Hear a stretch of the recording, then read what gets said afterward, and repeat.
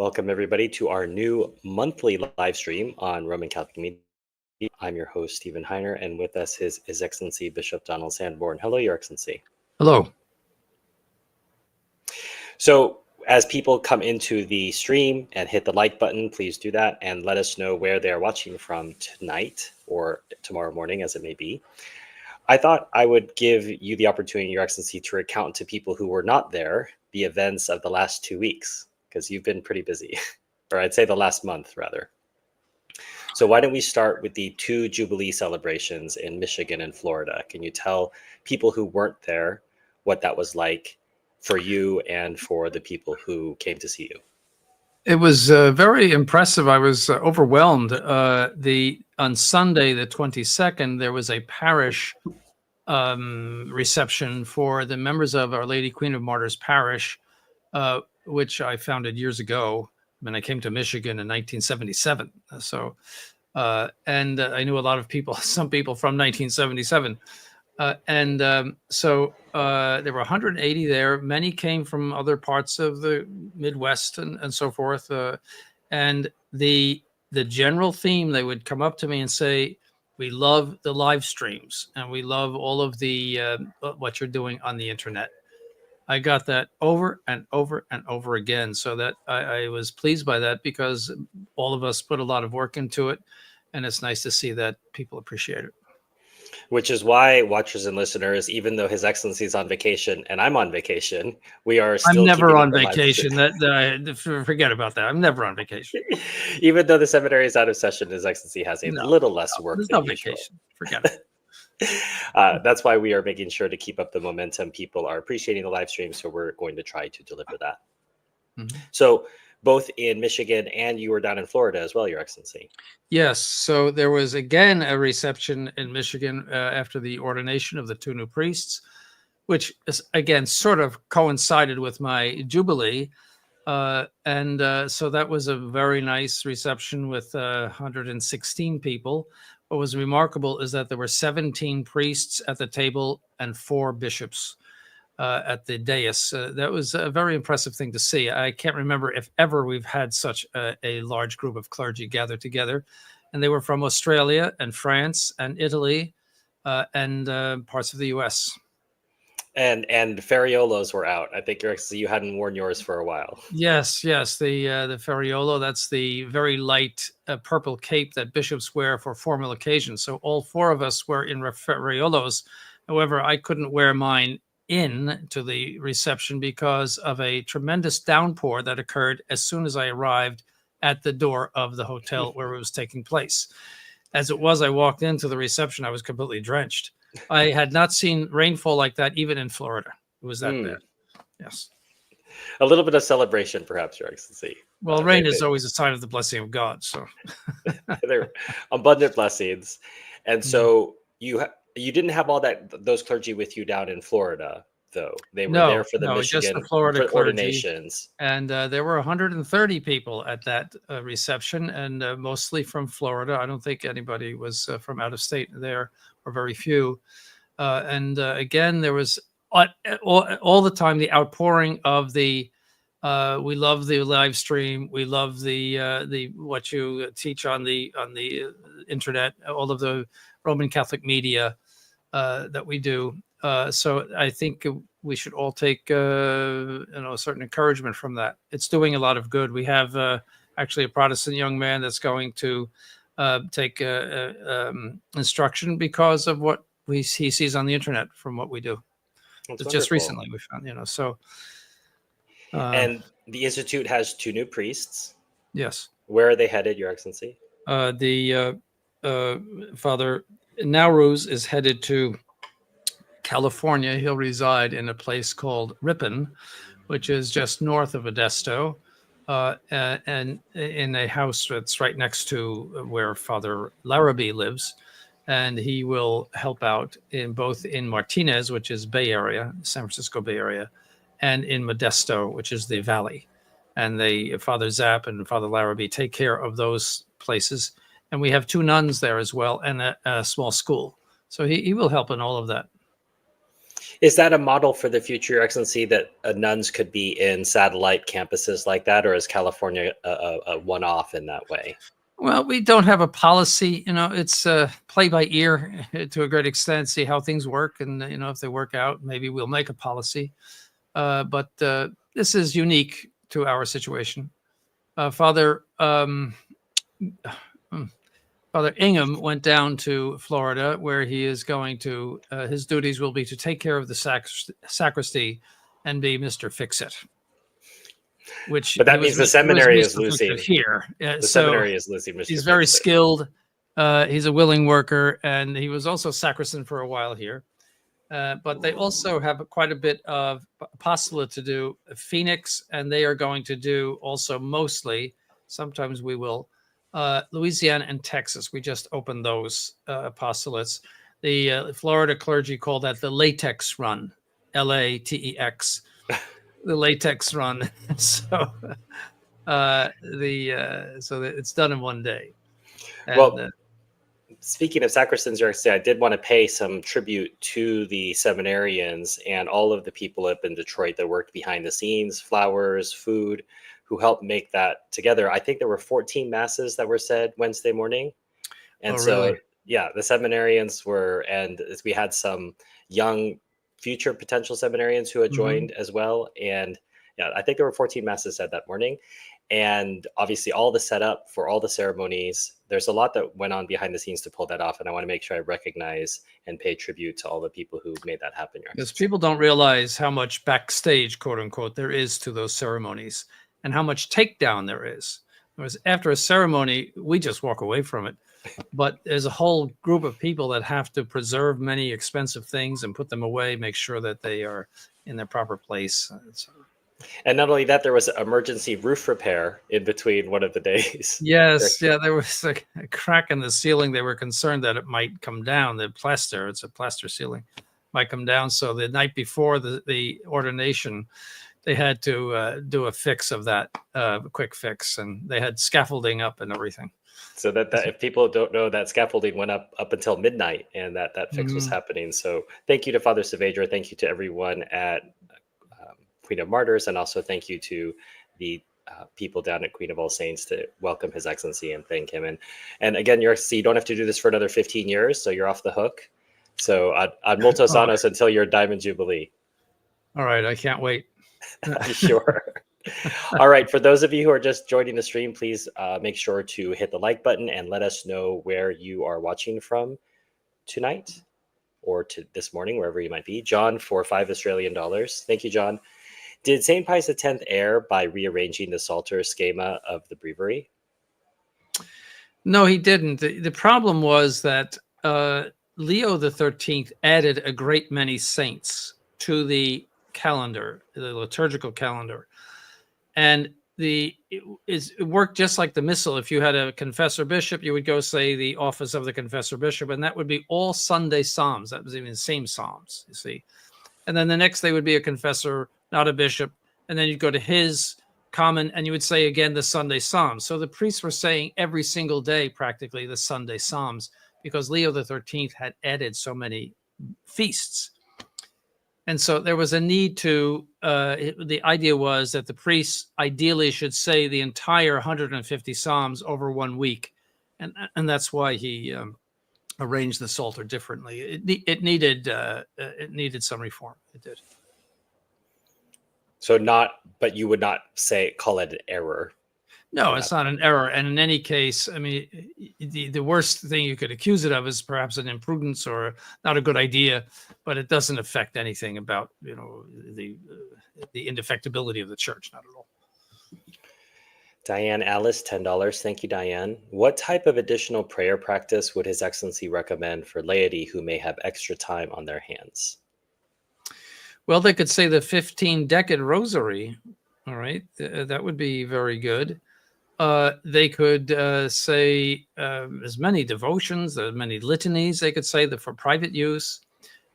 Meditation is something that is very, very highly recommended for the good continuation of the spiritual life. The Saint, I think it was Saint Alphonsus, who said meditation and mortal sin cannot coexist. Either the meditation will go away or the mortal sin will go away. So, in other words, you cannot face God every day in meditation and still be in the state of mortal sin. Something goes. So you would go, you would list you said in order, Your Excellency, the 15-decade rosary, and then obviously meditation if they can, and then other devotions, litanies. Yes, the little office of the Blessed Virgin Mary, for example. That would be very good to say too. All right, Diane, hope that answers your question. Jimmy Hunjin, £5. Thank you, Jimmy. It seems that Mr. Heiner's slave driving is proving profitable. it may be, Jimmy. Margaret Adamson, $10, super sticker. Thank you, Margaret. If you have a question, please feel free to put that in the chat. Another £10 from Jimmy. Thank you, Jimmy. Who, in His Excellency's opinion, was the worst of the historical modernists? Loisy, I thought, was the most abhorrent, but then I read what Tyrrell had written. Well, that's like choosing between Tyrannosaurus Rex and which of the monsters in the movie, King Kong. Well, I was going to say you're the monster person, Your Excellency. Choosing between Godzilla and King Kong. What species of monster do you want? Well, Loisy was horrible. Tyrrell was horrible. Von Hugel was evil, he's not so well known. There were a number of Italian modernists, which then there were some more moderate. Why was Loisy so bad, Your Excellency, for people who might not know? He destroyed the credibility of the Gospels. He said that that there was no church at the beginning, that the gospel was preached and then the church happened. You see, that's Loisy. Okay. That the church was some sort of a concoction of the early Christians, and that the church is just, as it is today, big communion. You see, it's all we're on in this big, that's Loisy. So would he have referred to something commonly known as the multiplication of the loaves? Yes, he would see that as something concocted by the 3rd century Christians who were deifying Christ. Yeah. Mm. No, I would say probably he gets the crown. Okay. And it's not of gold, it's of other substances. And probably he's the worst. Yes. All right. Hope that answers your question, Jimmy. We've got Mexico, Indianapolis, Poland, Harrisburg, Pennsylvania. That's not so very far away, Your Excellency. Right. Columbus, Ohio, Custer, Montana, Columbus, Ohio, UK, Curry County, Oregon. I don't know where that is. Seattle, Washington, County Mayo, Ireland. All right. Seattle, Washington, South Carolina. Dixie is being represented, Your Excellency. Portland, Oregon. Steamboat Springs, Colorado, and Melbourne, Australia. It is Saturday morning in Melbourne. Mm-hmm. What are His Excellency's thoughts on the new saints to be canonized? Well, as I always say, this is somewhat humorous, that it's like if the Novus Ordo canonizes you, it's like getting a pie in the face. It is, in a way, something shameful that these people should think that you're holy. But on the other hand, because of all of the evidence that is necessary, even for them, to canonize somebody, I'd say some of these people, especially the more obscure ones, could possibly have been saints, but we have no idea because the criteria would be quite different from the traditional criteria. But when they canonize saints from the 19th century, it's quite possible that they were holy people that may have been saints. But it's something that has a big question mark over it, and their canonizations are invalid because they have no power to do it anyway. But that's a horrible thing to have happen to you, to have a modernist say that you're a saint. Margaret Adamson says, Your Excellency, I'm just a confused Catholic who has left the Novus Ordo and went to a sedevacantist church, and I'm not sure it's in communion with the true Catholic Church. Holy Family is the name.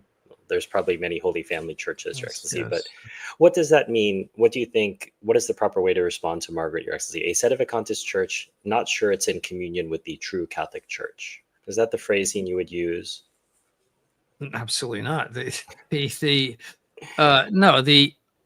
You must take refuge with priests who are not in communion with and not connected with the modernists who are infecting the Vatican buildings and the local chanceries. You see, so they have distorted the Catholic faith.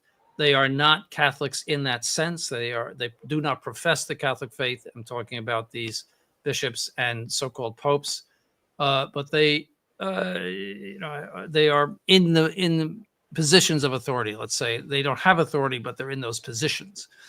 And so that's something that you must avoid, and you must seek out priests who are validly ordained and faithful to the church and all of its teachings, and who are disassociated from this false hierarchy. In other words, the Novus Ordo bishops and popes, you must disassociate yourself from them. They are heretics.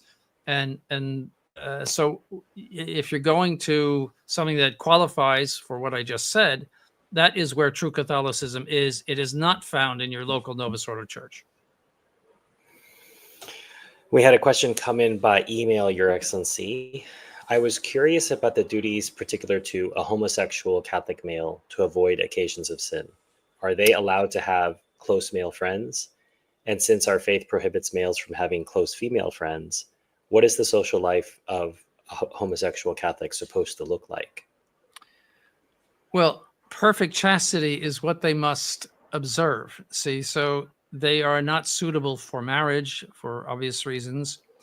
And it would be dangerous for them to cultivate strong relationships with other men, because that's obviously an occasion of sin. So it is, I have to say, it would be a lonely life, you see, but they could have female friends, for example, where there wouldn't be the attraction that there would be with certain male friends, see. So they could do that. It's just, it is a very, very difficult problem for anyone to have. And they just have to obey the rules, unfortunately. But they should think about other people that have very difficult problems, people who are born with problems and sickness and all kinds of things. This is original sin. We don't even know what it is caused by, but it's a disorder of the sexual attraction for some reason or other. It's there, and it has to be dealt with. The point of this life is to go to heaven, and we will all pass away, and all of our problems will pass away with our bodies. And so they have to put that in perspective. I have to save my soul. I have this problem. I must save my soul, and I must obey all the rules in which to do it. And they should come under the direction of a priest, and confess frequently and ask him spiritual questions, and he could give them a lot of advice. He had a follow-up here. You're to see if someone was engaged in one of these forbidden relationships and then decided they wanted to return to the church and move forward. They said, okay, this person has shared bank accounts. They may have shared properties. The question can apply to heterosexual couples as well. Is there a policy? Is there a strict policy on no contact and there an absolute cut if there's not obviously in the homosexual case, there's no chance of marriage? If there's if it's a sexual relationship, in other words, if there's a sexual attraction, that would go for whether hetero or homo. In other words, if there's a sexual attraction and there's some sort of violation of the rules, that could be in any kind of relationship, that if there's a violation of the rules, then that violation has to be eliminated. See, so sharing a bank account, for example, would be a violation of the rules because it's a scandal. So they would have to move towards cutting off all contact entirely. So selling the properties, selling the joint bank accounts. It'd be case by case. In other words, you'd have to see. I don't like to give a blanket. They should go see a priest and explain their problems and follow the advice of the priest. But the general principle I can give, and that is that you have to avoid the near occasions of sin, and whatever that takes, you must do. Okay, I hope that answers the emailer's question. Keep going with where we are coming from. Medford, New Jersey, Dorset, England, Brittany, not so very far away from here, the far southern coast of Oregon, Taos, New Mexico, Atchison, Kansas, Fall River, Massachusetts. What are the teachings of the church regarding natural family planning, Your Excellency? Well, first of all, I detest that name, natural family planning. Why is that? Because God plans the family. All right. So The rule is, I would just call it the rhythm method. Or The or rule is this. spacing? Yes, well, just let me talk. The first of all, two married people are not ever required to exercise the rights of sexual intercourse uh, if they are both consenting. As if they say we just will abstain. So there's nothing wrong with abstinence as long as both are consenting.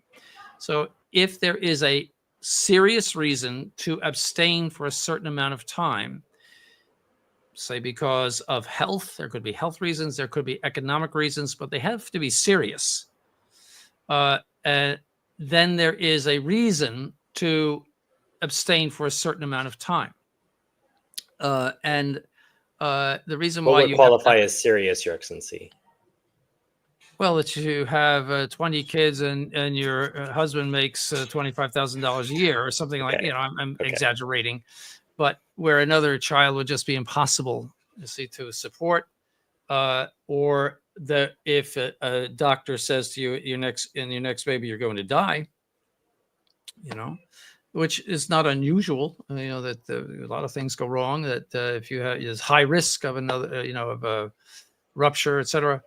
That would be a serious reason, but it can't be that we want to buy a boat next year or we want to move to a nicer house. That's not a serious reason. See? So again, the serious reason should be presented to a priest in the confessional. That would be fine. And because you should not trust your own judgment about it, unless it's something so obvious that anybody would say so. So that's and Pius XII approved all of that. So there's nothing wrong with it. Some people think that it's a form of artificial birth control, and it is not. It is true that somebody might practice it for the wrong reasons, and that would be sinful and mortally sinful. Because abstinence in marriage tends to put both parties into a temptation to solitary sexual acts, see, and to sin perhaps by adultery or by solitary sexual acts. So that's why it is, in that sense, dangerous and requires the sufficient reason. But there's no obligation for them to engage in sexual intercourse. Why do you think there are some people who come down really hard, as you say, Your Excellency, treat it as a form of artificial birth control? Why do you think that they obsess Because about they it? don't understand it, and some people just get ideas into their heads and they can't get it out. They don't like it, and therefore they condemn it. They don't know any theology whatsoever.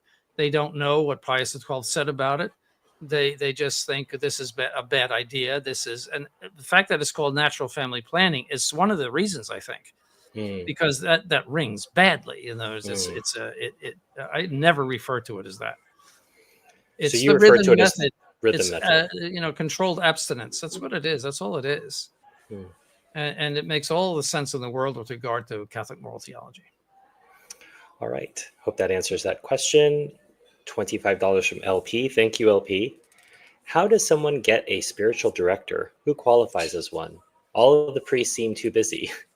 How can one learn how to treat this relationship not like therapy, effectively? Oh, my goodness. Well, first of all, you have to understand that traditional priests are few and far between, and they do not have the same ability to direct people as, say, before. For example, even now, the Archdiocese of Philadelphia has something like 550 priests. We have about 10 or 12. So so we just don't have time because if I say, well, you can come to me for spiritual direction, well, what about the rest of the people? They might want spiritual direction too. And spiritual direction requires that you go to the same confessor perhaps every week. And that's in many times impossible too, because priests move around, etc. So that's why in our situation, it's just a luxury that we cannot afford. I do think that some people fill that gap by writing to the seminary or writing to the institute, contact us for them and asking questions. And I think the clergy have been pretty good about answering those. Yes, but spiritual direction is exactly what it sounds like. The priest is listening to your confessions. He's diagnosing your spiritual problems, and he's giving you the proper ways in which to overcome those problems. So that's and he'll suggest you various other prayers, etc. It's very simple, but there has to be this weekly or bi-weekly maybe confession to the same priest all the time, and he has to know who you are. See, so that is just not possible in our situation. I was going to say, Your Excellency, maybe in your time when you had those priests who had 3 days off a week, maybe there would have been time. But when the person here says all the priests seem too busy, I can assure you they are too busy. Is it fair to say that that's a luxury not available in our time, Your Excellency, spiritual direction for lay people? Even in former times, there were 5,000 families in my parish growing up. And you couldn't give spiritual direction to all of the people in those families. I mean, it's just not possible. You can hear confessions, you know, the confessions in Florida go on for, there's 2 confessors and each has an hour every Sunday. Mm. So there's 2 hours worth of confessions. And, you know, sometimes they're in more than that. I'm hearing, you know, there's a lot of confessions in Florida. That's a sign of a healthy parish, by the way, how many confessions you have.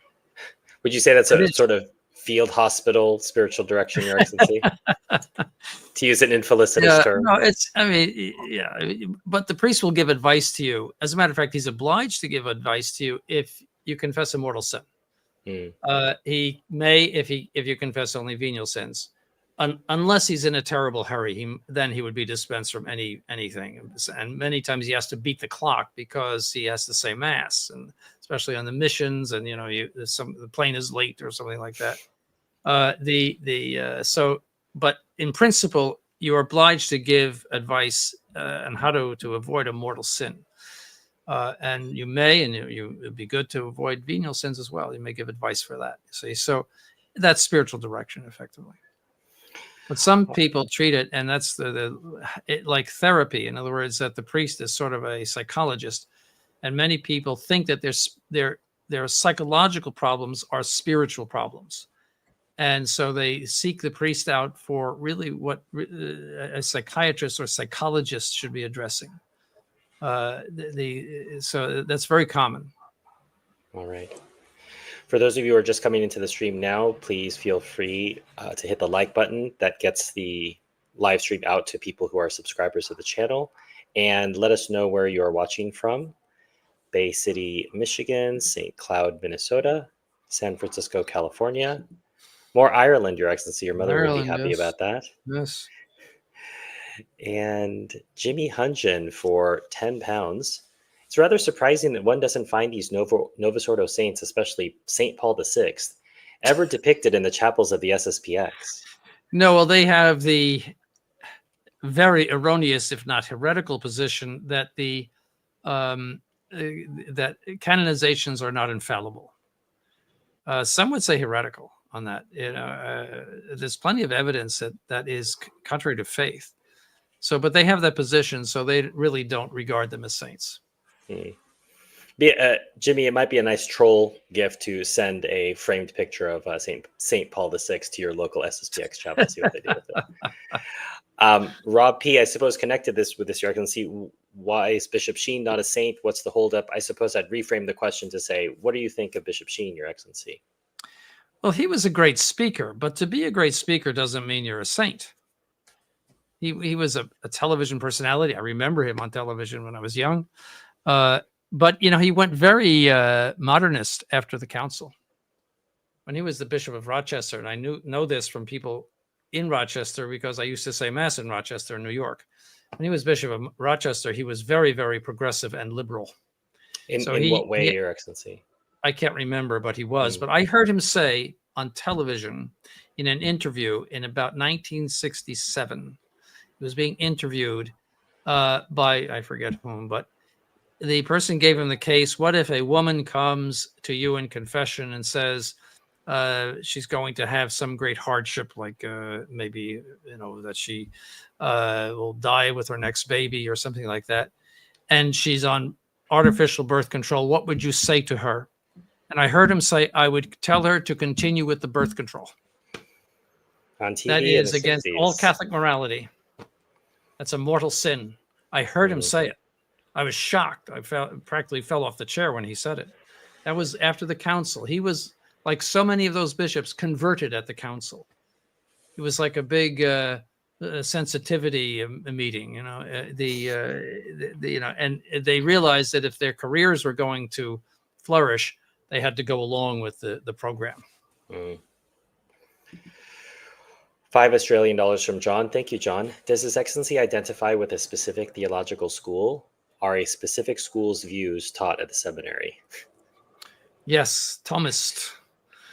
As a matter of fact, it's in our rule that you cannot be a Molinist. That means a Jesuit on the concerning grace and predestination. So no, we are thoroughgoing Thomists and pro-Dominican. Violent, rigid, and pro-Dominican. Yes. We plead guilty to all of those things. Damiano von Costas for $10. Thank you, Damiano. Good evening, Your Excellency. Did you know Father Bernard Lucian, and what can you tell us about him? I heard he went back to the Novus Ordo. Yeah, see, I knew him in the seminary. A very intelligent person, always very high behavior and good morals, etc. And he was the one that have his works on my shelf that very clearly exposed the errors in the Second Vatican Council, especially religious liberty. But then he had some sort of quote unquote conversion, and I forget how. Somebody explained it to me once about religious liberty. That for him was the only problem with Vatican II. There are many other problems with Vatican II, but that for him was it. And so he somehow found, at least to his satisfaction, some sort of explanation that was that did it for him. And so he went back to the Novus Ordo. I don't know how he survives in the Novus Ordo today, because he was always very, we might say, hard line when I knew him.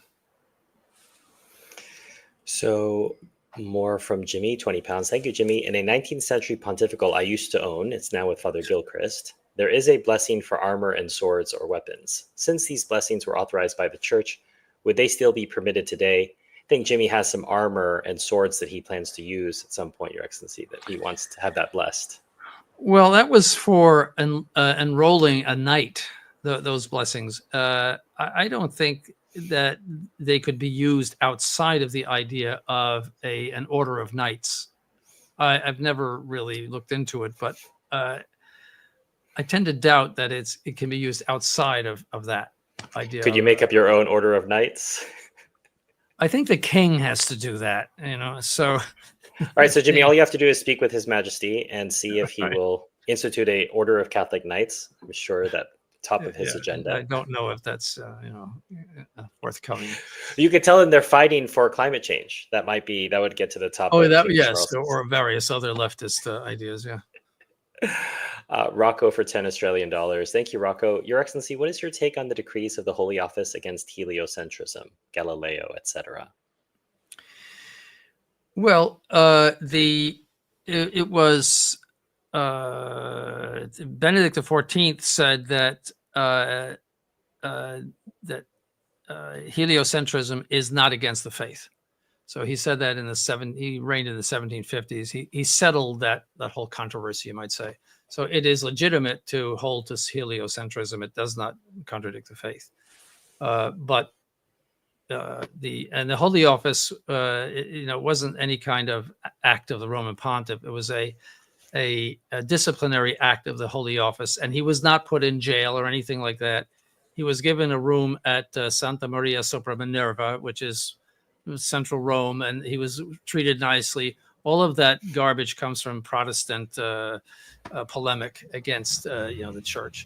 No, he was considered to be contradicting sacred scripture, but Benedict XIV just said it's no longer controversial.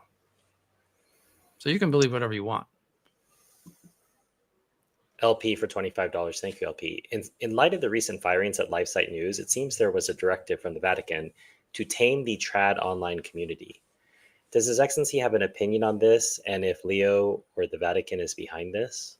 I have no knowledge whatsoever. What is being said is that he was critical of Leo, or these two persons were critical of Leo. That's all I've heard. But No, I don't think the Vatican pays much attention to the traditional movement, in my opinion. I don't think so, but I could be wrong about that. You had once said the Haydock Bible was an excellent Bible. My only issue is every version I see of this Bible has the all-seeing eye on it. Is it still okay to buy this Bible? I'd have to see the symbol, but if you're talking about the triangle with the eye in the middle and rays coming out, that was a very traditional symbol of the Blessed Trinity. You're going to see it if you ever go to churches in Europe. You're going to see it in a lot of stained glass. So I think, John, you might be mistaken as attributing it to a satanic symbol. Might it have been co-opted by Masonry, Your Excellency? Is that maybe what John is referring to? Yes, Masons took a lot of Christian symbols. They did, but it was seen commonly in Baroque France, Baroque churches in France. You see it all the time, and it was just in common use as a symbol. I think the Chapel of Versailles has it. Yes, Sure it does. Yeah. When inside the family chapel, you noticed it right away, Your Excellency, when we were in there. So yes, yeah. So, John, you're mistaken to think that's a satanic symbol. That's I've seen correct. it on monstrances. You should be comfortable buying the Haydock Bible. Was celibacy a requisite, prerequisite, I think he means to say, to receive holy orders ever since the beginning of the church? I read a book by Louis de Wohl depicting a priest who affirmed it was optional. It made me curious. But Louis de Wohl, first of all, was a novelist. He was not a church historian, so I don't think he should be taken seriously. Celibacy goes way, way back. Obviously, the apostles themselves left their wives. However, we do have evidence in St. Paul when he's referring to bishops that they should be of one wife. What that means is that it has nothing to do with bigamy. It means that if your wife died, don't marry again. Was that the second wife?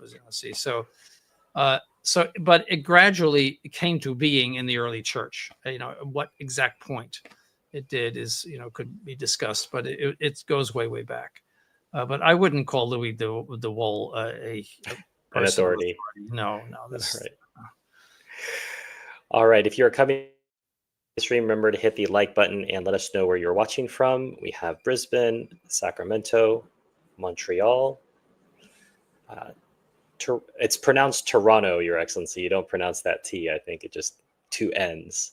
All right. As opposed to that. And Surprise, Arizona. Yes, that's right next to where we have our chapel. It's on the northwest corner of the Phoenix area.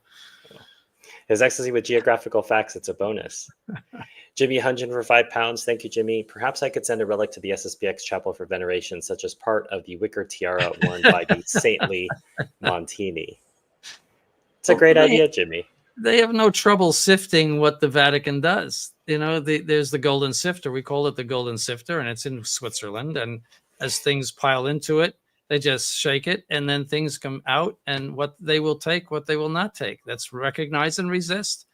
And I always say they act as if the Pope doesn't even exist. I consider them practical sedevacantists, because it's as if he doesn't exist. You see?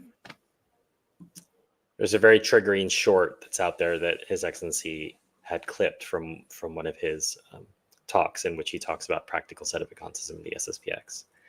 Rich Parsons, $10. Thank you, Rich. What does one do when in mortal sin without access to a sedevacantist priest for confession? You make an act of perfect contrition. And that doesn't mean simply a prayer that says act of perfect contrition. The act has to be interior. Perfect contrition is to hate your sin because of the love of God. See, that's distinguished against imperfect contrition, which is to hate your sin because you fear hell or some other extrinsic effect of it. I might be embarrassed or something like that. See, but if there's an act of the love of God, and the hatred of the sin is motivated by the act of the love of God, that's known as perfect contrition. That demolishes mortal sin. But you must still have the intention to confess at your first opportunity. So you would not send people to other valid traditional clergy that are not sedevacantists? No, I would not. All right. What is the Church's position on evolution, Your Excellency? Well, the Church never took a position on it. Pius XII in Humani Generis in 1950 said that the human soul could not come from an animal. But he said with regard to the body that there could be further research on it. That's all he said, essentially.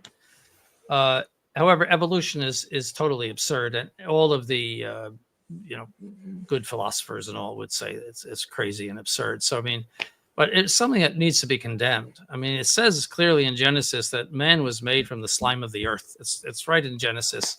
I think that is a definable dogma, that he was made from the slime of the earth. It is not a greater act for God to make man from the slime of the earth than to make him from a gorilla. It's the same thing. He has to completely change the matter into something that is suitable for a human soul. He can do anything. He just wills it. It's done. You see, so there's no reason to say that human beings, came from animals. So it doesn't, and it's also the other thing, philosophically, it's absurd because you have something coming from nothing. You have a progression of perfection without a sufficient cause. It's absurd. I consider the gods and goddesses of the Greek and Romans, all of that mythology, and of the Egyptians, to be more believable than evolution. It's a myth. It's a modern mythology. It's like Bullfinch's mythology. And you read about what all of these crazy people said. It is the 19th century assault on the existence of God and on religion in general, because the most fundamental principle of religion is creation, that we are dependent upon God. We must adore him. He makes laws for us, and we must obey them. So evolution kills that right away, just kills it. We are animals, and therefore we can act like animals. So it is a most evil concoction of anti-Catholics. And absurd. You've talked about this before. You're actually something you'd like to see. We talk about the Sanborn regime coming into the Vatican, and we talked about Episcopal Seminary would make the top 10 list. Would you say this would make the top 20? Top 30? That would be first week anyway. A condemnation of evolution. Yeah. Okay, so you put it in the top 10. Oh yes, essentially. Yes. Okay. Yes. Yeah, that has to go. You heard it here first. I would define, if I were the Pope, I would define that man was created from the slime of the earth, and those who deny it, anathema sit. All right. So I'm rather radical. Everybody knows this, Your Excellency. £10 from Jimmy Hunter. Thank you, Jimmy. Does a monstrance have to be blessed? And is this a blessing that can be performed by a priest, or is it reserved to the episcopate? No, it can be, no, it can be performed by a priest. In any case, all of the blessings of the sacristy items, if they were reserved to the bishop, were always permitted to pastors of churches, as a general rule, because the bishop was not going to go around his whole diocese and bless Ciboria and various other things. It may be, it's possible that it's even, for example, vestments are reserved to the bishop. See, the bishop controls all of the worship of the diocese, and that's why those things are reserved to him. But he can't go around to every sacristy and what do you have to bless for me today? You see, he can't do that. So he would give faculties typically. Even the faculty to consecrate a chalice was given to priests. Yes, pastors of churches. Yes, that was common because how many chalices? So but a monstrance would fall under the idea of a ciborium. Yes, it should be blessed, and yes, it can be blessed by a priest. Hopefully that answers your question, Jimmy. Wheaton, Illinois, Hyattsville, Maryland, Indiana. From the Bluegrass State for non-Americans, this is Kentucky. New South Wales, Australia, Beaufort, South Carolina. Famous battle. Another Toronto. Tommy Lee for £10. Your Excellency, why do you rarely lean into the other reasons supporting the sedevacantist position, that being that the popes are manifest formal heretics and as such deposed by canon law?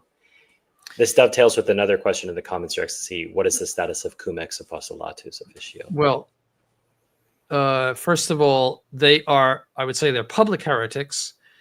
If you commit a crime, canon law presumes guilt, so you could say that you could presume that they're formal. But it's not true to say as such are deposed from their offices. They have to be tried First, they have to get a monitum, that means a warning. And if they fail to conform to the monitum, then they have to be removed from their office. That you see that you have a very famous case of that with the Archbishop of Constantinople, who denied that Mary was the mother of God.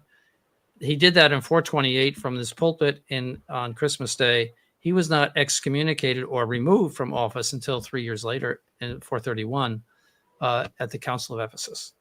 So it was the automatic excommunication or automatic removal from office just doesn't happen in canon law. It has to go through the processes.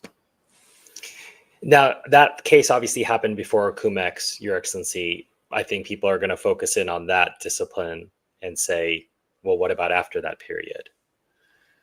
Well, Cum Ex Apostolatus refers only to the Pope.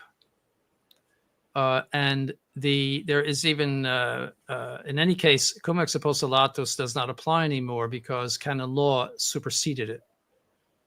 So, but also even what it was referring to as far as when it says everybody, whether it was the cardinals or the whole church, etc., that's even disputed. But in any case, it doesn't apply anymore because it was considered a penal law, and all penal laws were superseded by the 1917 canon law.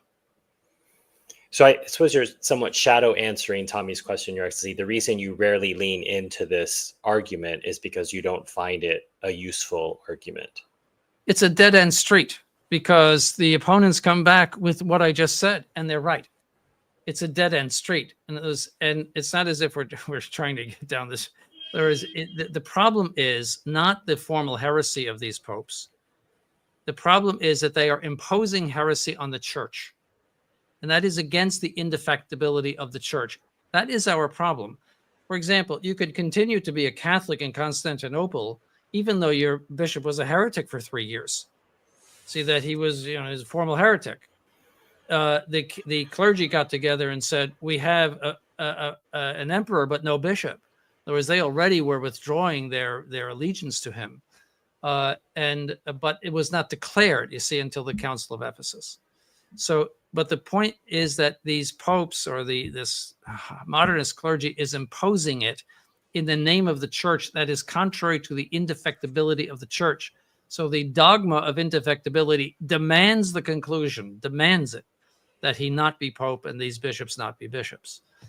And that's the whole point. We could, if he were a heretic in Rome and saying heresy every day, but you could go to your mass and the priest was a Catholic and your bishop was a Catholic and everything was normal in your school and parish and everything, you would say, well, that's up to the cardinals to worry about that. I don't have to worry about that. You see, it would not be this problem in the church, but this is a universal poisoning of the Catholic institutions. That's the problem. So really it's off subject to say, well, they're heretics. And then you get into a big, nasty, sticky, canonical discussion that really goes nowhere. Tommy, I hope that answers your question. Somewhat trivia question here, Your Excellency. Do you know which relics are in the primary altar in the Brooksville Chapel? I should, but I can't remember. Angela for 10 Australian dollars. Thank you. This might be a really silly or basic question, Your Excellency, but what is the main reason for blessing things like rosaries, statues, medals? Does it do anything for them to be blessed? What makes it different before and after the blessing? They are given a sacred use. In other words, they are set aside for sacred use. They are taken away from the world, which is stained by original sin, and by that blessing, reserved for sacred use. That's the whole point of it, and that's why they should be treated in a different way. Just like a chalice is consecrated, it's the same idea. John, 5 Australian dollars. Where do the priests of the Institute get their breviaries from? It's quite difficult to find pre-1960 breviaries without the Bea Psalter. We get them from Andy Hoxie. He's a very his house must be filled with breviaries. He searches them down breviary assassin on the internet and gets them, and we obtain them here or there in the other place. We look for on eBay and various places like that.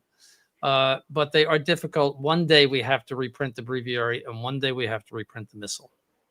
That's going to be very difficult, a lot of work, and expensive.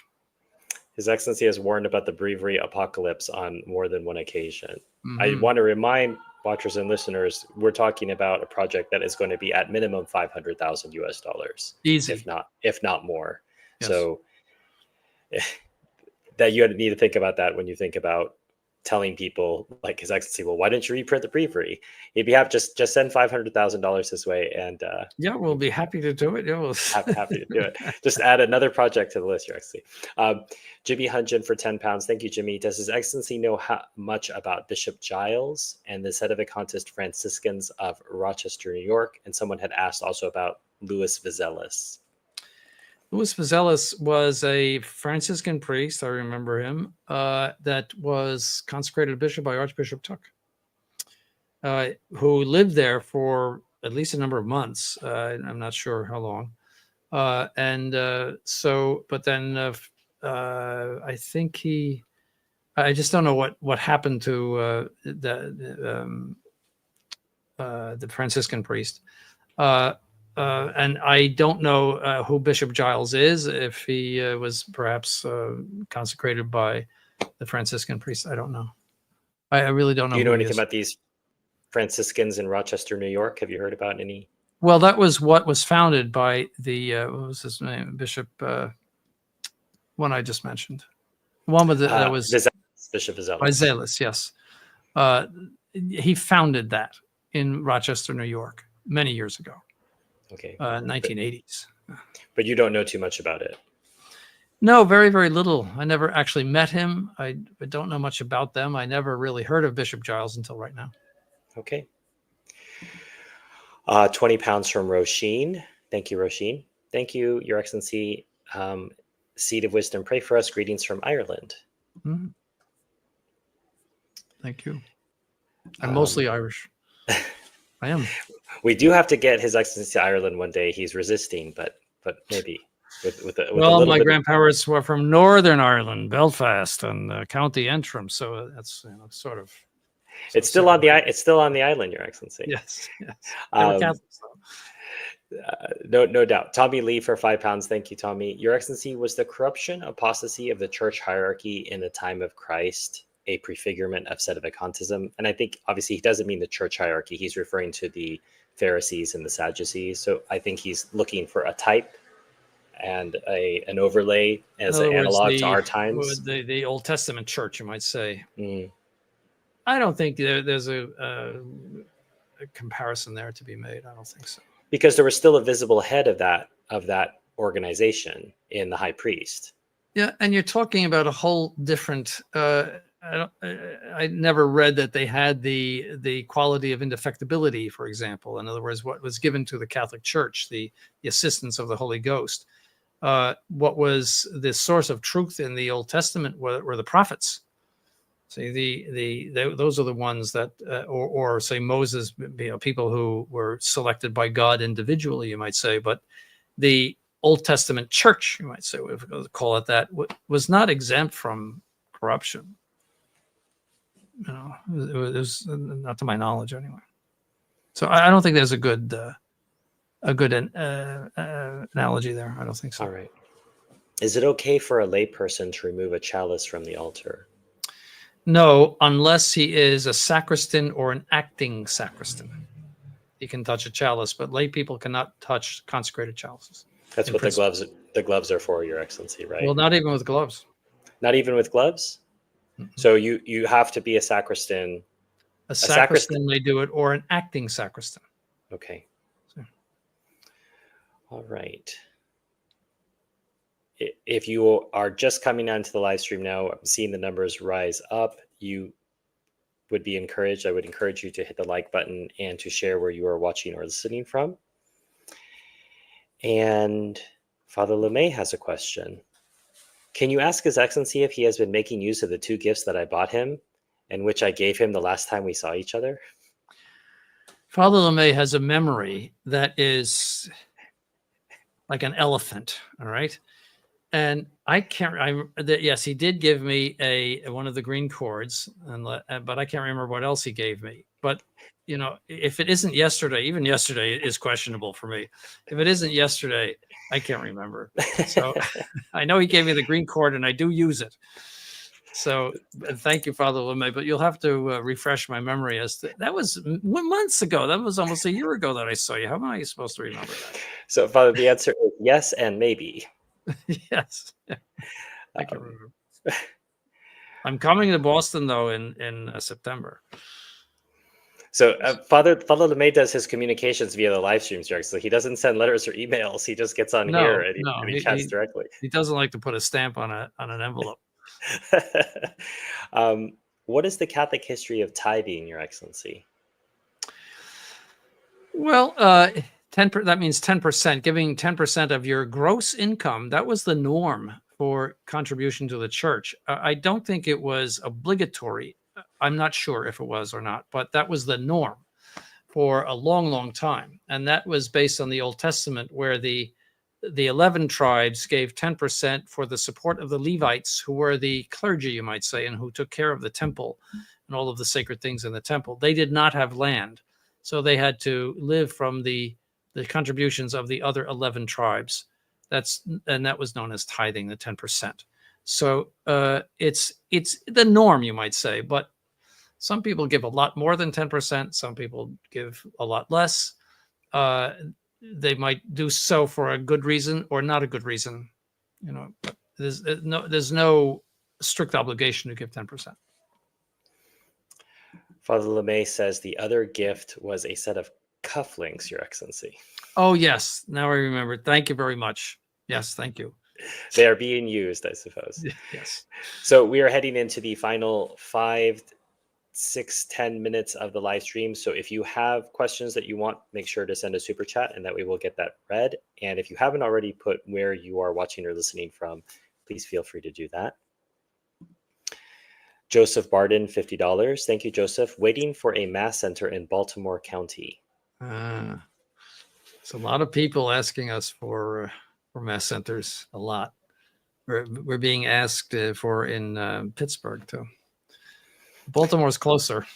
So have you put in your application for by location yet, Your Excellency, that could enable some of that to happen? Well, we just gave away 2 of our priests, but we're getting a lot of call for that. We'll have to see. The best way to do it would be to send us an email on I don't know how you do it, some site that we have, and explaining what's there, how many people might come, etc. We have to look into each case, see if there's 2 people, they would not even be able to pay for the gasoline for us to get there. See, so there has to be a sufficient number of people to support it, so we make very you might say deliberate decisions concerning where we were going to say mass. So we just opened Texas and Louisiana. They are completely financially independent. Augustine Kabongo, $50. Thank you, Augustine. Thank you, Your Excellency. I've learned a lot listening to you, and I realized I was not taught properly in my 53 years of being Catholic under Vatican II. Well, good to be of service. Thank you.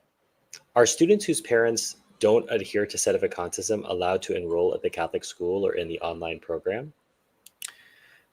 Yes, they are, but you would have to contact the school. We do not have, I don't want to say we don't have anything to do with it. It's just, it is not our department, you might say. But yes, even if your parents are not Catholic, they can enroll their children in the school. I remember you noted before, Your Excellency, that I think a Lutheran boy was top of the catechism class or something like that. Yes.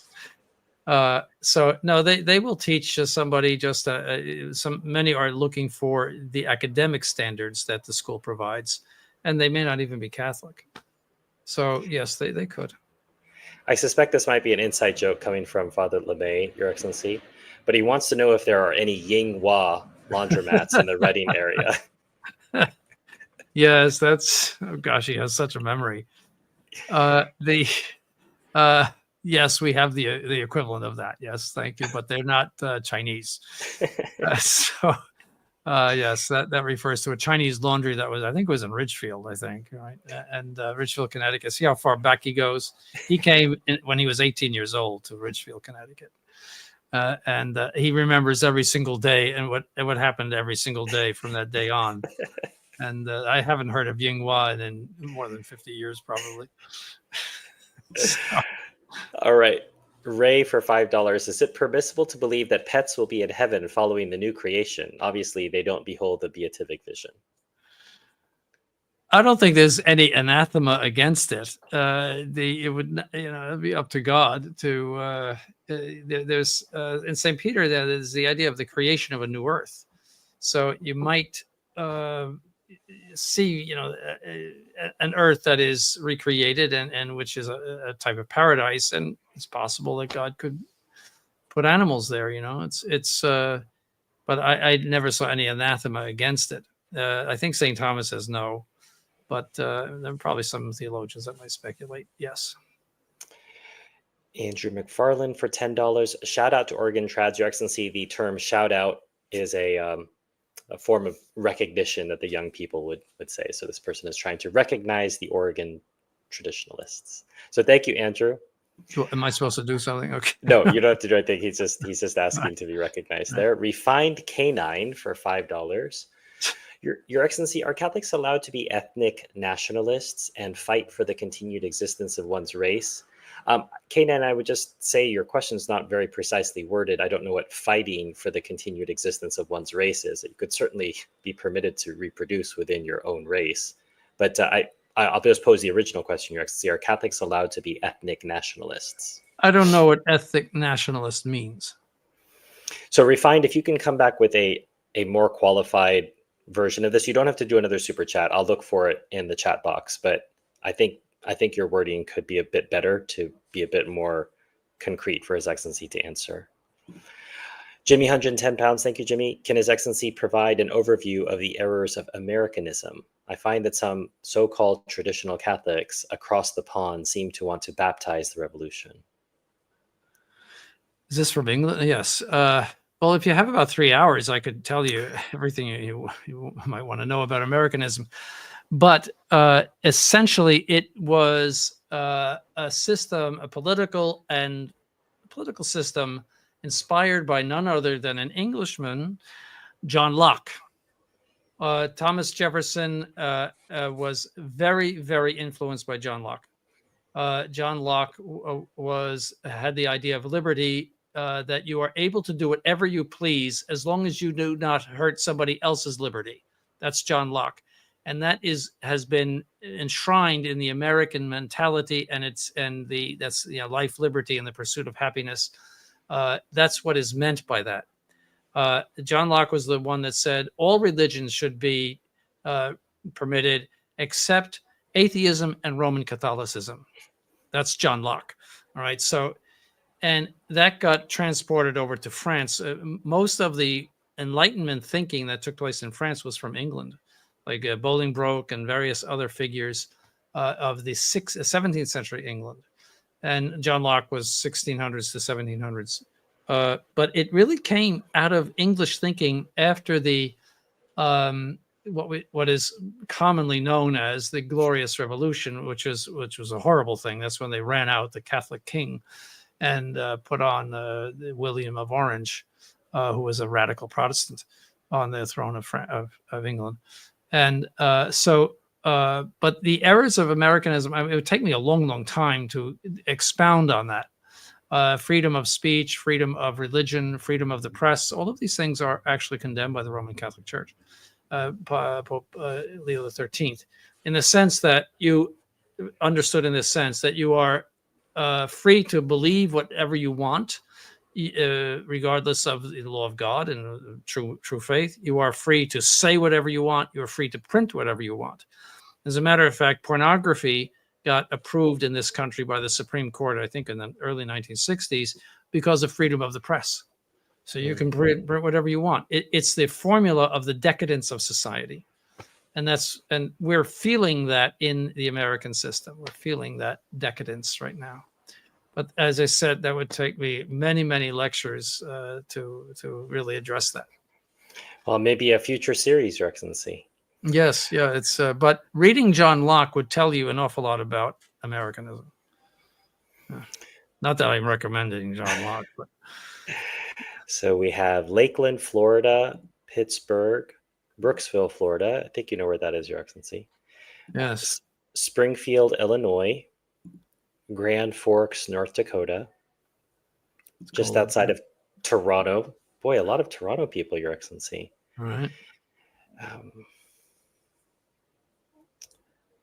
think that is it. And I'm going to head back down to our super chats. Tommy Lee, £5. Your Excellency, I have seen some anti-sedevacantists who have said that church indefectibility requires there always be bishops with jurisdiction.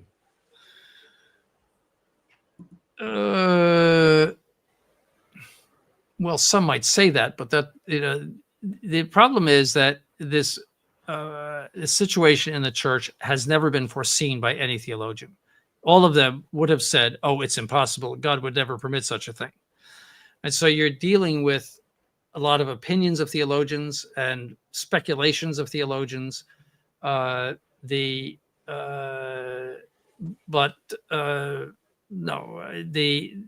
the lineage of Saint Peter is preserved by the fact that people are legally elected to and appointed to places of authority. That continues, you might say, the chain back to Saint Peter, an unbroken chain. The jurisdiction is something which is added on to that. In other words, that you must first be nominated in order to receive the jurisdiction. So, but the lineage of Saint Peter is the same. Something like the lineage of a king. You know, when you have the Bourbons or the Stuarts or something like that, there's a physical lineage there. This is a legal lineage to Saint Peter, and it's there even without the jurisdiction. Sedevacantism contradicts Vatican I, which says there will always be a successor of Peter on the throne. How would you answer that, Your Excellency? Well, there is a successor of St. Peter materially. That is, he is legally nominated, legally elected, and we are waiting for him to convert to the Catholic faith in order that he could receive the power to rule the church. There is your answer, David. John, $5 Would His Excellency ever consider responding to the slander aimed at him by the Feeniyites of Most Holy Family Monastery? What, that I'm a heretic or something? Well, you know, Your Excellency, and they do it in their inimitable style, talking about you being a bad will and teaching heretical, terrible things. Well, all I can say is that they are contradicting the common teaching, preaching of the Catholic Church. They are contradicting the fathers of the Catholic Church. They are contradicting the doctors of the Catholic Church. They are contradicting Pope Pius XII, that they have no basis for what they are saying. When they cite certain things that the fathers said, or the Council of Florence said, for example, you have to understand that those are concerning formal heretics, people who knowingly and willingly put themselves outside of the church with guilt. See, then all of those anathemas and those exclusions from salvation refer to that. It doesn't refer to people who are, through no fault of their own, outside of the Catholic Church. If they posit all of the necessary acts, and I won't go into that right now, for justification and for perseverance in the state of grace, it is possible for them to go to heaven. God does not punish someone for something that they were not guilty of. So if you're not guilty of being outside of the Catholic Church, he's not going to punish you for that. Otherwise, that's against the justice of God. See, so there are interior acts whereby you might obtain the state of grace and be justified and go to heaven. That's possible, and everyone says that. As a matter of fact, they would be obliged to deny the baptism of blood as well, because the baptism of blood, it's not that the blood takes the place of the water. It doesn't. It is the same idea that you're making an act of perfect love of God by offering yourself as a victim for attesting to the faith. That same perfect act of love of God is what justifies you, even if you're in the state of mortal sin and you go directly to heaven. So it's based on both. You would have to say that St. Ambrose is a heretic, that St. Alphonsus is a heretic, that St. Thomas Aquinas is a heretic, and many, many other fathers and doctors of the church in order to be a Feeneyite. So that's in a nutshell. I don't think they're heretics. I hope that answers your question, John. Yeah. Roisin, £10. Thank you again. Thank you for your contribution, Roisin. If you have a question, please feel free to share it. I was actually trying to wind down the stream, and a bunch more people put in super chats. So I'll be clear. We have a 90-minute cap on this. Otherwise, I will be killed by Father Disposito. And I rather want to live for the rest of the summer. You're far away, so we can't do much except. Who knows what could be arranged by Argentinians, Your Excellency. They're very resourceful people. So we will stop in 20 minutes. So these monthly live streams, the reason we're going monthly instead of quarterly is so that His Excellency doesn't have to sit there for 3 hours. So we thought if we do monthly and we go 90 minutes tops, we'll be able to get through these questions more efficiently. So I really will put a hard stop in 20 minutes. But in the meantime, let me try to get His Excellency to answer these. Mailer Tarshall for $20. What does His Excellency think of the sport of ice hockey or boxing or other combat sports? Well, ice hockey is dangerous by accident. In other words, it's not dangerous in itself, because there is not a direct assault. But many of them have no teeth, etc., because they're hit. I think the morality of it would be the amount of danger that there is versus the value of the entertainment or the sport.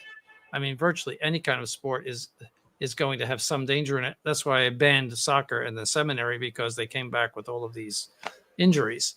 There's going to be, there's a danger of some, but there's a balance there. So boxing. I would have more trouble with, because it's a direct assault.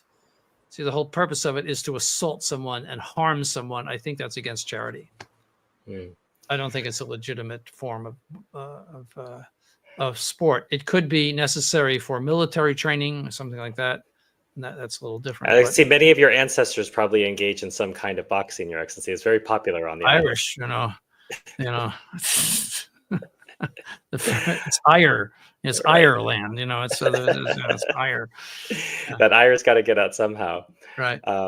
J. Ryan Whittlesley, $5. Thank you, J. Ryan. Why do the Latin and Greek churches use a different canon? Why are 1 Esdras, 3 and 4 Maccabees, the prayer of Manasseh rejected in the Latin canon?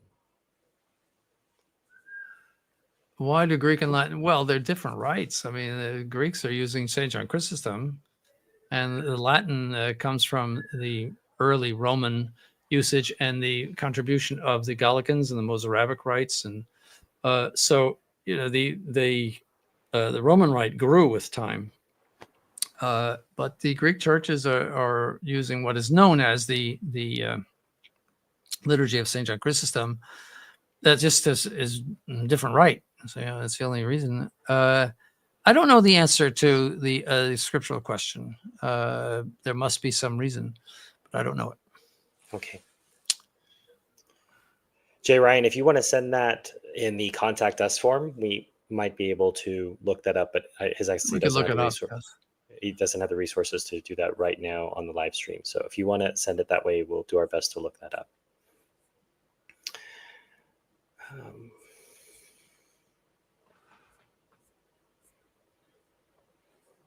Okay. Jimmy Hungen is providing the quotes against you, Your Excellency, by Brother Peter Diamond. He'll go to hell, the bottomless pit of hell, cue the lightning. So that's where the Diamond Brothers think you're headed, Your Excellency. Okay. Andrew McFarland, $20. Are there still traditional Catholic royal families in Europe? I have no idea. I don't think so. I have never heard of any. I don't think so. All right. I think that might be it. How do we console those lost children, those children lost in the Texas flood? I have no words to convey comfort. How does God allow these things effectively, I think is the question. Well, first of all, console the survivors of the lost children. I mean, yes. How do you? It's very difficult. What do you say? What do you do? I mean, you can pray for them. Why does God permit this? God permits physical evils as a result of original sin, and the tornadoes, hurricanes, etc.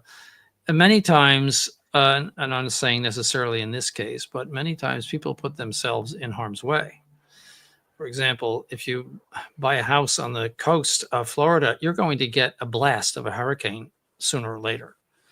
Whereas if you put your house build your house with no basement in Tornado Alley, you're going to get you're in high risk. So sometimes people put themselves in that. But I mean, I don't see any fault here in the people that were in that camp. Or I mean, how do you predict that something is going to rise? A river is going to rise 26 feet. That is very, very unusual. But we are subject to think of 40,000 people that die on the road every year in this country, just from accidents. Die in plane crashes, and various other mishaps. We take risks, and sometimes we lose. So K9 has come back with a refinement of his original question about nationalism, Your Excellency, as in wanting to keep Western nations full of mostly people of European descent. So he's the classic Poland for the Poles, France for the French, England for the English. Is it permissible for Catholics to work for this, to want to maintain their nations yes, as it is. an ethnic majority and in the yes? in There's something called a people. One thing is a nation, that a political unit, but there's also a people, and peoples make nations, and so there is a certain identity between the nation and the people, and that's certainly worth observing and keeping, because they have characteristics that are proper to themselves. They work together nicely. It's sort of an extended family in that sense. They have the same culture, the same customs, etc. It makes sense that there should be an ethnicity that is protected. So you would tend to not let non-ethnics in without some good reason, or a very controlled. Are you saying diversity is not our strength, Your Excellency? I'm saying exactly that. Diversity is a bad thing in itself. Unity is what is good. The only time diversity is good is if it is in some way unified. Think of a stained glass window that has a lot of diversity in it, but it is like the big ones in Notre Dame, but which are all connected together in a geometric unity. So the beauty of that is that the diversity is unified. You see that diversity and unity are opposed, but the diversity is unified by the geometric window. Go to Notre Dame. You're not far. Go to Notre Dame and look at those windows and contemplate that. Right. Well, and I think that's the issue you're seeing in so many of these political situations that Refine might be referring to. The diversity is not religiously oriented. It is a very different type of diversity led by a very different type of people. Yes. Now, this country is special because it was, came about by a great deal of immigration, and it's special. But even so, there's an American, how would you say, culture, or whatever you want to call it. But I mean, there's an American people, you might say. I'd say maybe in your time, Your Excellency, but I don't know if that still really can be the case. I think 1950s time of Bishop Sanborn growing up, I think that was very identifiable. And if you ever have a chance to go to St. Kevin's, I had a chance to do so before I left the United States recently, which is where His Excellency went to Mass as a child. It's still very picturesque. I could see, I saw that. Yes, you sent pictures. Yeah. White America heading to Mass there on Sunday. So I do think that was the case when you were growing up, Your Excellency. I just think so much has changed since that time in America. And of course, with a bunch of illegal immigration, the demographics of the country are going to change. Yes. But it is a country that, originally was set on the idea of a lot of immigration. You have to say that. I mean, there should be legal immigration. Obviously, I'm not trying to defend illegal immigration. It's just that this is a country where everybody got off the boat and got a job. So there was a lot of mix, but still after the mix, there is something common to all Americans, even if they are from different national backgrounds. Well, it sounds like an interesting conversation for another time, potentially, Your Excellency. Yes, But yes. might it be argued that there is no requirement for the country to have even legal immigration, that there's plenty for Americans to do without having to import people? Yes, that's true. Immigration should be entirely under the rule of law. You might want to let some people in for various jobs or something like that. I mean, right now the rule is, or that what they is keep families together. So if you come over, you can bring your whole family from whatever country there is. That doesn't necessarily address the needs of the society. Whereas you might want to import people with a lot of brains from Western Europe, or they can hardly get in. You see, they have to go through hoops to get in to this country. But people who are just related to their great grandmother or something like that can just bring her over. I think the laws need to be changed. And even you might say some of the immigration laws, some of them I think are too strict. There should be some sort of control of people that you might want to bring in, say as farm workers or other. This is a huge country and is very, very underpopulated. So there could, but that has to be all moderated by the government. Is there a need for low-level workers or high-level workers? There shouldn't be one shoe fits all. It should be regulated every year, in my opinion. Well, shoes for the immigrants who wear shoes, Your Excellency. Yes. Sandals, and then barefoot for some, I suppose. But to open up the borders, I think the people who did that should be arrested and put in jail. To just flout the law. The law means nothing. Just open the borders. They should be put in jail. My opinion. Your words, my hope, Your Excellency. I mean, these days we're told that certain people never had a client list. Father LeMay says it was in Danbury, Connecticut, not Ridgefield, Your Excellency. There's that elephantine memory coming up again. Yes. Thank you very much. Yes, I remember very clearly now. And he used to go and take the shirts, I think, to Yinghua. Yes, that goes back a long, long time. David asks, are Eastern Orthodox sacraments valid? Can they confer the state of grace? Are Eastern Orthodox who die penitent and having confessed their sins, such as monks in Mount Athos, able to die in grace? Well, this is a big question. First of all, Eastern Orthodox, you're talking about at least 16 different groups. And so you can't make a blanket statement about the whole thing. In principle, the Greek Orthodox and the Byzantine, you might say, that have valid sacraments. They're generally considered to have valid sacraments. But in talking to Russian seminarians years ago, they told me that all of the Russian Orthodox bishops were KGB agents, and they didn't know how to do sacraments at all. They had no training whatsoever. So that you cannot trust Russian Orthodox sacraments. See, so that's when you say Eastern Orthodox. You have to make distinctions. Do they confer the state of grace? I think Pius XI gave faculties, if I'm not mistaken, I think in a sort of informal way, he gave faculties to East Greek, at least Byzantine or Greek Orthodox, to absolve validly, if I'm not mistaken, back in the 1930s. Okay. I remember something like that, but I can't be quoted on that because I'm not sure, but I'm pretty... I remember that. It might be interesting to trace that but down. The St. Thomas says that masses offered outside the church do not give grace. So they are not, because it is not proper for non-Catholics to use Catholic sacraments. Or Eastern Orthodox who die penitent and having confessed their sins.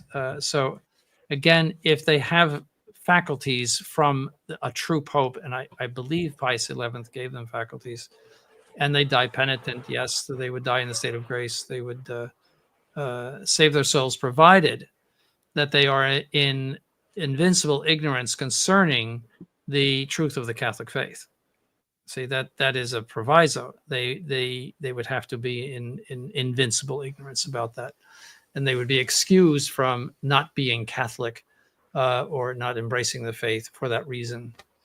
In other words, that they're not formal schismatics. But only God could know that and judge that. Only God knows that. We have a nominee for a royal family that's still Catholic. You can see the royal family of Liechtenstein. Yeah. That's right. I heard that. That's true. Yeah, I think it's Hans Adam. So the House of Liechtenstein is His Serene Highness. And Your Excellency, you might be edified to know, I think they had a referendum in the early 2000s in which the prince was to receive more power constitutionally, and he won.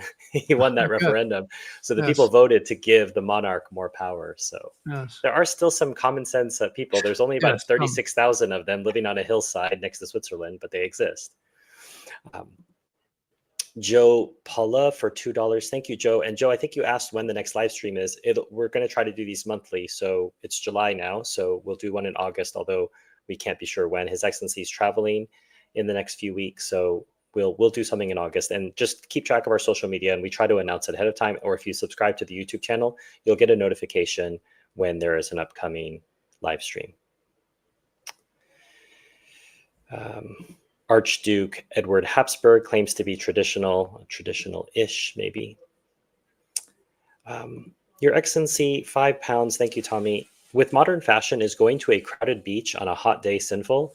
Yes. Well, it's certainly inconvenient as well. If you're going to go to the beach, Your Excellency, you'd recommend very early in the morning when there's not a lot of people there? As long as there is removal of the occasions of sin. So whenever and however that is possible, it must be observed. See, so it depends on the beach, where it is, et cetera, et cetera. But if people are at a great distance and improperly dressed, but you can hardly see them, that would not be an occasion of sin. But if they're right next to you, that's a whole other thing. There's some dispute as to my ethnicity. The Asian gentleman asking the questions is an honorary Aryan. Who knew, Your Excellency? David, I'm half Asian, half European. My father and my family has been in America since at least the 1870s, and further back, we were planters in Virginia in the 1600s. Angela, 10 Australian dollars. I have a couple of cats who belong in heaven. Might be there with some of His Excellency's cats. Who knows? There's a lot of cat love in the chat, Your Excellency. Well, I think if there would be any animal in heaven, it would have to be the cat kingdom. I mean, all the big cats and the little cats, they are probably, after human beings, God's most perfect creature. The problem is, Your Excellency, if they are there, they're going to be ruling. And of course, there's only one ruler in heaven, and it can't be the cats. Refined is following up on your comment, Your Excellency. America was not intended to be a nation of immigrants initially. This did not start being the case until the mid-19th century, and there was a lot of pushback from the mostly native Anglo population. That's true. That's true. Even Theodore Roosevelt complained of it. But it was legal. There was Ellis Island, and you didn't even need a visa. You would get on the boat and hope for the best. And you would go to New York, and Ellis Island would interview you and process you. That was it. That was the law. So I mean, it was not illegal immigration, and this country needed immigration. This country was building as an industrial fortress at that time, and it needed immigration. So it was nothing illegal about it. And sometimes you do need immigration. You do need it. Canada was always, they always wanted people. It's a vast country, and there's nobody there. It's very cold up there, Your Excellency. But no, it's true that some places need immigration, and also there's the problem of birth control, artificial birth control. That's why Europe is importing people. The Germans started to import people. I remember back when I was at Econ, they were bringing Turks into and Pakistanis into German factories because the Germans didn't want to work there, or were there not enough Germans after two wars? Stayed, Your Excellency. The Turks stayed. So, I mean, but the birth control pill has really destroyed Europe. I mean, it is in the process of killing itself as a traditional people or a group of peoples. It is killing itself. The crime fighter Bruce Wayne for $10. Thank you, Bruce. Are annulments only valid if approved by the head tribunal of the Roman Rota, or are local tribunal annulments valid, since Vatican II annulments are so prevalent and the validity has been in question? Well, we would not recognize any Novus Ordo annulments, period, because the norms of the annulment are downright ridiculous and are not in conformity with the very strict norms that were in existence before the council. It is divorce, it is a Catholic style. It is Las Vegas divorce with Catholic sauce on it. That's all it is. It's as cheap and phony as could be. And so we do not recognize those. But typically the annulments would be approved by the bishop of the diocese, and it would not go beyond there. It could, for an appeal or something like that. But the Rota did not have to approve all of them, that to my knowledge. Coming into our last few questions, what about those who live in countries with no sedevacantist priests? Des, I would just encourage you to contact the clergy. Father Eldracker was in Vietnam this last week celebrating a merit, and Japan. So they don't have any resident sedevacantist priests, and yet they still get visits. So when you say you live in a country that doesn't have any, have you reached out to see if any sedevacantist clergy can visit occasionally? There's no excuse. There's the internet these days, so you should be able to do that. CL for 28 Canadian dollars. Thank you, CL. Sorry, it's probably too late for you to ask a question, but thank you for making your contribution. It is appreciated. And I think, Philotea, you kept asking, who is Father Disposito when I addressed that he might, assassinate me if we kept the stream too long. If you go to the Institute website, rcinstitute.org, and you click, you can see all of the clergy, and you can see Father Disposito there as well. Well, Your Excellency, as always, thank you so much for taking the time to answer questions. I know you're going to go right back to prepping for the upcoming academic year, and people might not know this, but you're actually starting in about a month as opposed to starting when you normally start. The 13th of August, yes. We want to spread out the academic year a little bit in order to have it less burdensome on the seminarians where they are not getting in such concentration. Yes. All right. Our very last question, 100, I think this is Brazilian reals. I'm just declaring my support for dogs. No cat hate here, however. Is it okay to use devotional books or monastic diurnals that follow the 62 calendar? Well, the 62 calendar is not evil. It is inferior, I would say. It's still the substantially traditional mass, traditional breviary, substantially, in the sense that it's it's not like the reforms of Vatican II, but I would discourage it. Andrew, $5. Thank you for staying up so late, Stephen. Well, Andrew, I'm moving further east, so it's in my favor for next month in Singapore. It'll be the morning for me, while it's the evening for His Excellency.